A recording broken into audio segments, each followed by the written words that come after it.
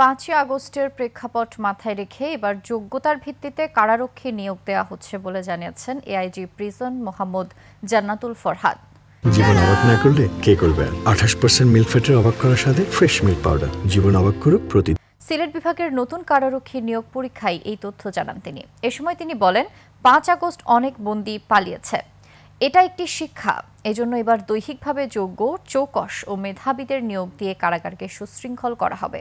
এছাড়া নতুন নিয়োগপ্রাপ্তরা বিশেষ কারাগারেও দায়িত্ব পালন করতে পারবেন। শারীরিক দক্ষতায় যারা উত্তীর্ণ হবে তারা পরবর্তীতে লিখিত পরীক্ষায় অংশ নেবে বলে জানিয়েছেন সংশ্লিষ্টরা।